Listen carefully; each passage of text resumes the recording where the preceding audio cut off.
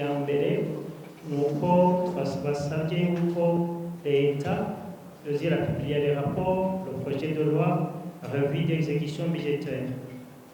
Ya kabiri basabye yuko l'instauration du débat avec le public durant les débats parlementaires lors de la présentation du projet de loi et lors des rapports d'exécution budgétaire.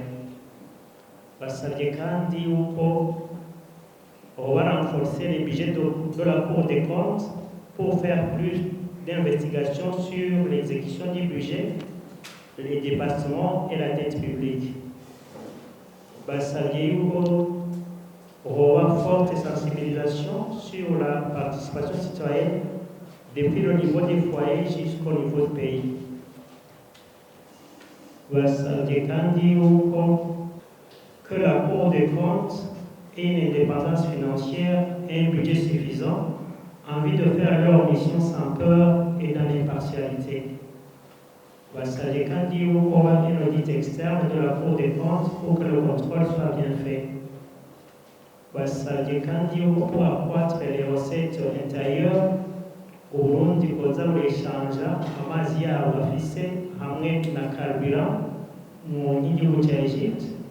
Nous avons le développement du secteur minier, le développement du secteur touristique.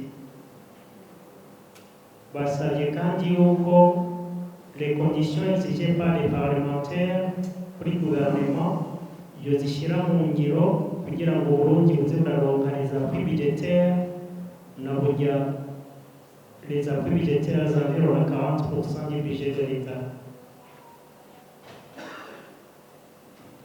Basabye yuko hoba l'État que le gouvernement revoie à la hausse le budget de l'éducation et de l'agriculture muri budget ya l'État. Basabye yuko le gouvernement yotanga des responsabilités aux personnes compétentes et non par favoritisme.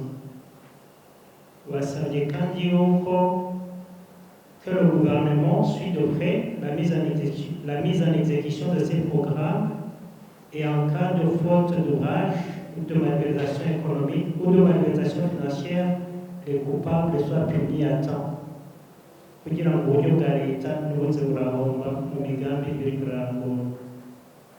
Basabye que les 8 documents soient publiés à temps en partant de la liste de cadrage aux lois de règlement par les canaux connus pour avoir des bonnes notes dans le classement d'IBP.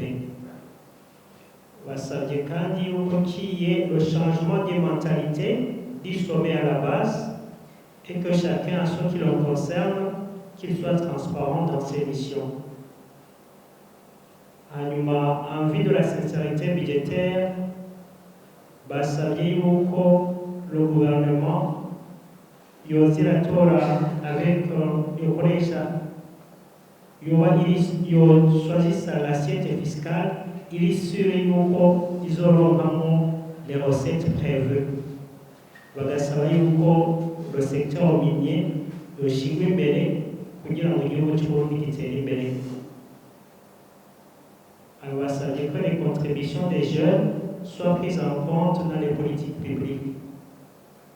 Basabye kandi ko Cour de compte yozira organiser des réunions ihejeje kugira des investigations sur des cas précis dans le cadre de la transparence. Basabye kandi yuko les projets basanze yuko hariho des projets prioritaires qui ne bénéficient pas des fonds suffisants, mais il y en a des projets non prioritaires qui en bénéficient. Kuri ico bakibasaba yuko leta yokora ibishoboka byose kugira ngo l'assiette fiscale et non fiscale baze baraziduza mugabo batadugije les impôts et taxes ku banyagihugu. Basabye ko le système de perception de l'OBR yoba revu kugira ngo ibyo bikunde. Basabye kandi ko les exonérations soient contrôlées et bien gérées. basabye kandi ko le gouvernement accélère la politique de digitalisation des services pour lutter contre la corruption en vue de renforcer la transparence. Basabye kandi yuko le budget d'investissement soit supérieur ou égal au budget de fonctionnement en vue du développement durable du pays. Basabye kandi yuko le gouvernement met dans le budget général de l'État les 10%. Basabye que le gouvernement met les 10% du budget général de l'État dans le secteur de l'agriculture. Basabye kandi qu'il y ait la décentralisation de la Cour des comptes au niveau des provinces. Basabye kandi yuko leta ishyigikira la politique d'irrigation kugira ngo les Burundais produisent toutes les saisons en vue de l'augmentation de la production nationale.